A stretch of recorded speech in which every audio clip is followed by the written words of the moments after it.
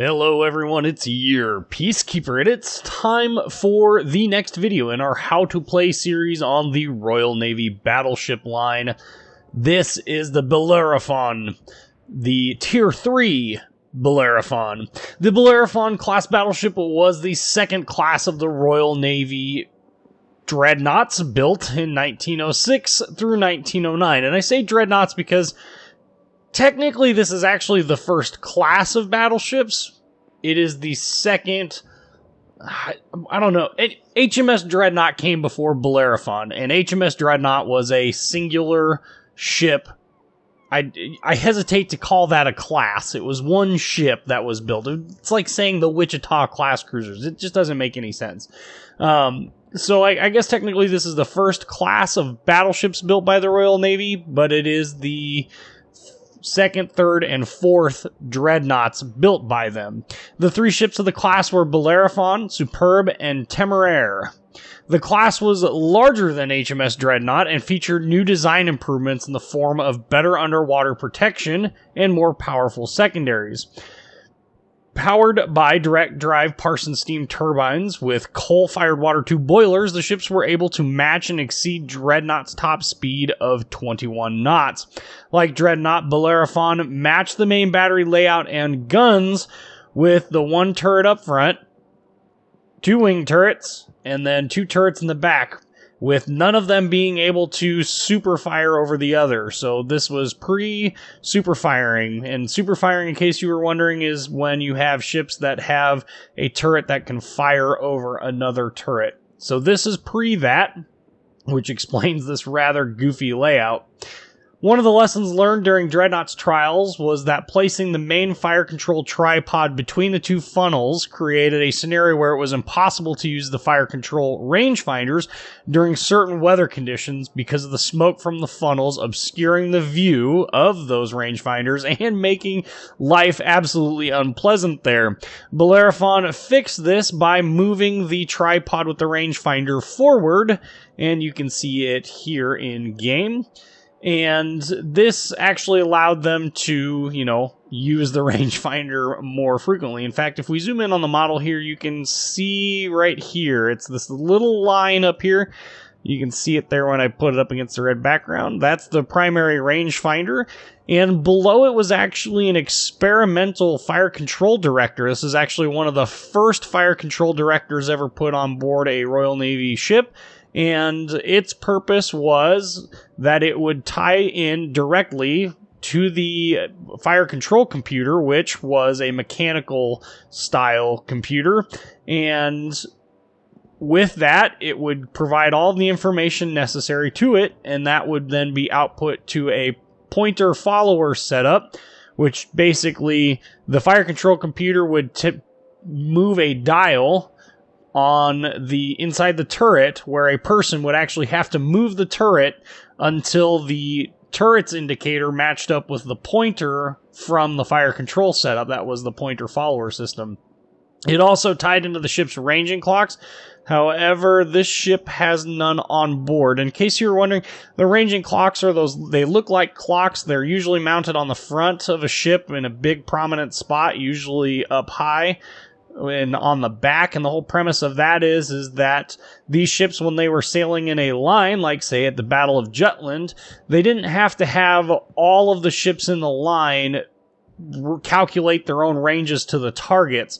And what they would do is they would post that range on that ranging clock, and that allowed other ships in the line to basically pick up the rough guesstimate of where the ship was at. It wasn't the most precise way to get range estimates to ships, but it certainly worked well enough for the period.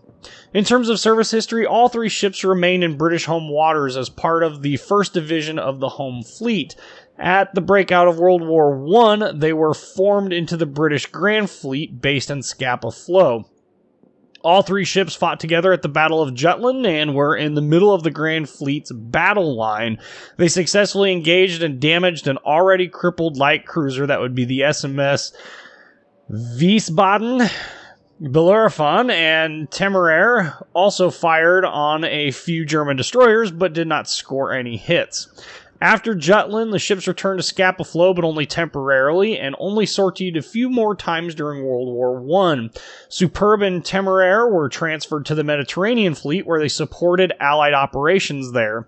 After the war, Bellerophon took up gunnery training, while Temeraire was converted into a cadet training ship. Superb eventually relieved Bellerophon in 1919, but by 1921, Bellerophon and Temeraire were both sold for scrap, while Superb remained as a gunnery training ship before eventually being used as a gunnery target herself, and then eventually being sold for scrap. In terms of in-game play style, like most Tier 3 battleships, Bellerophon is not very remarkable. Her speed and maneuverability is good for a Tier 3 battleship, but her durability and resistance to incoming fire is not. Her armor piercing is also, well, it's garbage. It's terrible. It's not good at all, and will easily shatter on thick armor plating, and I even had a few instances where it shattered on the thinner armor main belt of a Phoenix, which is embarrassing because that ship is extremely easy to citadel and penetrate. It's extremely thin armor, but this ship's AP just could not cut it. Her most reliable form of damage is, unfortunately, high explosive, and with, having said that, it does pretty good damage. I can't really complain too much about it. Overall accuracy is okay, being as she's the only Tier 3 ship that can really bring, well, I guess she shares Kawachi and Nassau, but they all bring the same number of guns to bear. But in terms of accuracy, I feel like it's pretty middle of the road. Somewhere between the South Carolina's main guns and Nassau. She does boast the second best range of the Tier 3 battleships, though, at 15 kilometers, and she needs every bit of it in order to really be effective. Overall, though, this ship is best played as a support ship, supporting a large number of far more juicy targets than that of a tanking battleship. This ship is far better as a support ship and would not work well for tanking hits. All right, let's talk about stats. In terms of hit points, 38,100 hit points, up to 305 millimeters of armor in the belt. Somewhere, I will find it. Okay, maybe it's on the turrets. Anyway, plenty of armor there, just not really enough. You can see the whole ship is basically shot in 16 millimeter and 10 millimeter. That means it's going to eat lots and lots and lots and lots and lots of HE damage. But citadeling the ship, not particularly easy. So that there is an upside to it, I guess. Even though it's not, the world's best layout, it does have a pretty well protected citadel. In terms of torpedo damage reduction, 16%. The main battery consists of 5 dual 305mm or 12-inch 45 caliber guns. They have a 15-kilometer range, 30-second reload time, 48.6 180-degree turn time, which is just glacial, and that HE fire chance, 32%. Woo! Yeah. 5,200 damage if you were to citadel with high explosive, which is possible, believe it or not. And 8,100 damage for max AP shell damage. The secondary battery consists of 14 of these, they call them 102mm. They are 4-inch, 50 caliber Mark 7 guns, and they have a rather short range of just 3 kilometers. In terms of anti-aircraft defense, while no Tier 3 battleship is very good at AA, this ship does have some. It has 4 single 40mm guns. Look at them things go. And then we have 2 3-inch guns, and those are probably better off used as saluting guns in this case. 4 DPS. We're absolutely earth-shattering amounts of damage. Max speed of 23.6 knots. That seems to be with the speed flag, or without the speed flag, 22.5 knots. 560 meter turning radius, 11.7 second rudder shift time, and in terms of concealment, 13.3 kilometers by sea, 8.5 by air. Let's talk about some upgrades. At these low tiers, we're not going to be running Auxiliary Armaments Mod 1. I'm going to be recommending Main Armaments Mod 1. That's going to give you a 20% reduction in the chance of your main battery being incapacitated. It's going to increase their hit points by 50% and decrease the time it takes to repair them by 20%. And if you're out of debt flags and you're overly concerned about going full-on hood in your Dreadnought, you can run Magazine Mod 1 for the 70% reduction in the chance of your main battery getting detonated. In the second slot, there's really only one viable upgrade here, and that's Damage Control Systems Mod 1. That's going to reduce the chance of flooding by 3% when a torpedo hits the torpedo protection system, and it's going to decrease the chance of fire by 5%. Now, these other two modifications, Propulsion Mod 1 and Steering Gears Mod 1, I don't recommend them because on a battleship, you just don't get your engines and rudder taken out enough to really justify taking these, whereas you do get set on fire and you do get hit with torpedoes fairly often, and so this has a lot more uses in my opinion, so that's the reason why I recommend that. Well, since there's nothing else to talk about in port, let's go look at it in a battle video. Alright, so this video is going to be a Tier 2, Tier 3 fight, and it is Archipelago. Archipelago. Tier 3 can only see up to a Tier 4 fight. There are no longer able to see Tier 5 fights, and we have only a Nassau on the other team, on our team, as our only other battleship. We have a smattering of cruisers, Katori, St. Louis, Dresden, and another St. Louis, and then we have two German destroyers, a V-25 and G-101. Now, normally on this map, I tend to go towards our cap, especially since, you know, they have to capture our base. That means that they are obligated to come towards me, and I am not obligated to go towards them. And that, generally speaking, tends to work out the best. Plus, if I go this way, there's a good chance that everyone else on the team will also go this way. By the way, those turrets should look awfully familiar. You're going to be seeing those style of turrets a lot on these ships. And, okay, so looking around here, a couple of things, you know, to keep in mind. With these turrets, they turn really slowly. Like, no amount of WD-40 could possibly ever get those turrets to turn faster. They just simply aren't capable of it, in my opinion. However, in terms of firing arcs, you know, they do have a pretty decent firing arc. I mean, we're going to see it here as soon as I quit looking at the mountain. Yeah, so there you go. Not the most ideal angle. Basically, what I would recommend is if somebody is shooting AP at you at this tier, it does happen, but it's uncommon. If somebody's shooting AP at you at this tier, you're going to want to angle in just enough so that that number, well, I guess it would be not the last turret, but the one in front of it. I'm going to call that the number 4 turret. You want that thing to just barely disappear off of your usable turrets. That way you can, you know, minimize the amount of damage that you take. Our St. Louis is bearing its Halloween costume. That's nice. So here we are. We're going to continue on sailing on through. You know, I got that speed flag rolling, so we're pushing that 23 knots. A little bit of maneuvering there. We'll cut that down pretty quickly. But overall, you know, this... I hesitate to say that a Tier 3 ship is a lot of fun to play. I mean, the grind is so short, it's hard to really quantify it as something that, like, I wouldn't come back to this ship to play it willingly if I could avoid it. So right off the bat, 2 hits, 3,400 damage, and I'm sure somebody somewhere is going, but that's not really all that much damage. Well, I hate to break it to you, it really is, because had I fired AP, there's a pretty good chance that it flat would not have penetrated. It would have just basically dudded, or shattered right then and there. Really annoying. Okay, so we got ourselves a V-25, and we're going to give him a little bit more of a lead. We've got to pay attention to those torpedoes coming in. Oh, we got him. Hit him with 1,700 damage, 1 normal penetration, and we started him on fire. So that's... well, we're not doing any more damage. But hey, you know, we've knocked out some stuff, forced him to burn a repair, which is fine by me. So they have 1 destroyer down. We are at 5,000 damage. We are waiting for targets to shoot at. Ooh, there goes our G-101. And, well, we have that St. Louis, wherever he's at.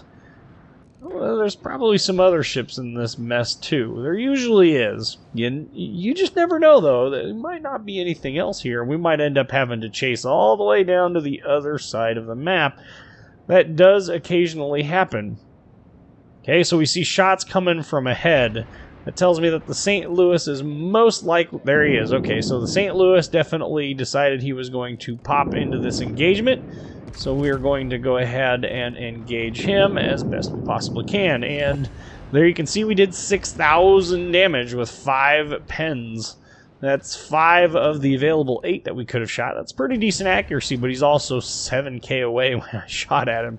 We did start him on fire, which means anything we do now is going to guarantee a fire that is going to burn for the full duration, or nearly the full duration. And, okay, so let's go ahead and get ready to rumble again.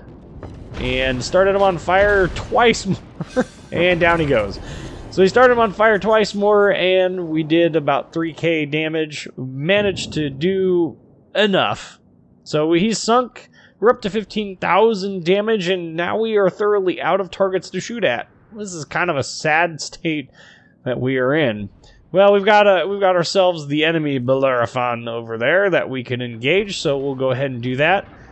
Again, you're going to see me spend a lot of time what I'm going to call wagging the dog tail, you know. Yeah, wagging the dog's tail. Oh, hey, there's the Nassau over there. Basically, I will be maneuvering back and forth. Oh, 2 more hits and about 3k. You'll see me wag the tail back and forth to bring those rear guns into the fight. And that's a pretty solid tactic to avoid having to constantly rotate the turrets through their absolute terrible turret rotation. So there you can see I'm using that other wing turret because, you know, we overturned a little bit there. And now we need to make up our mind as to what we're going to do. The reason why I say that is because I still have 2 destroyers left. One of them has been seen recently. So we're making a left-hand turn here. We're going to try and engage that Bellerophon over there, but it's not going to look like we're going to be able to do that. So, well, oh, we're spotted. Okay, it's going to be by him, and he disappears behind an island again. Not really a whole lot to shoot at here. Getting real tired of waiting. And still haven't spotted those other 2 destroyers, and we're really don't really have any other targets to engage at this point in time. I am fully expecting that destroyer to just come right between those islands right now, though. And well, there he is. So we don't have to worry too much about the German one at this point, but we do need to know where that Wix is at. Other tier 3 destroyer. Okay, so V25, again, gonna shoot at him, and 1,700 damage, lopped off. I think it would have been really funny if Wargaming would have put 1776 as the normal pen damage for this ship, but no, that would have been kind of like a, dear my UK fan base, we're not interested in catering to you. We'll just go ahead and put in little jabs and stabs at you about the American Revolution or something. Anyway, I'm just blabbing on at this point in time. They have lost yet another destroyer, and we are going to go ahead and keep moving ourselves over here to engage these cruisers. Maybe their battleships plural will get back into this fight, but at this point it doesn't seem overly likely. And so that means it's time to engage this Kolberg. Interesting how the Germans say Berg. But anyway, we do have ourselves a Friant here as well. So we've got some selections here. We are not limited by any stretch of the imagination. And we managed to start the Kolberg on fire, and so now he is burning in a true Viking funeral. We are up to 24,600 damage. There's another 858 from hitting his turret. Oh boy. Nope. Bellerophon is finally coming into this engagement. Down goes the Kolberg, so now it's time to look at the Bellerophon. There's the Wix up by our St. Louis. He should be able to handle that quite adequately. St. Louis is just bristling with guns. Then 2,400 damage there. Again, just kind of maneuvering to do our best to take care of the ships that come up. And maneuvering there between his shots, another 3,400 damage. Going to use our repair party consumable because we're getting to the point where probably should need the hit points. And Friant back there. Friant is definitely presenting juicy targetness. Okay, Bellerophon, gonna go ahead and shoot at him. We've started him on fire. Got a couple seconds here. Oh, he repaired it right away. Would not be my first choice to do at this point in time, but we're gonna delay a little bit here. See if we can't get another fire here. Okay, so 858. Any fires that start at this point in time are going to stick. Again, burning for the full duration. So we're really looking for yet another fire here, as much as it pains me to say that. Okay, another shot out. Nope, 1,100 damage. We're up to 35,000 damage at this point in time. And we can actually afford to charge them. We do have to be careful. The French cruisers do have torpedoes, but ultimately I'm really not worried. 2 shattered shells.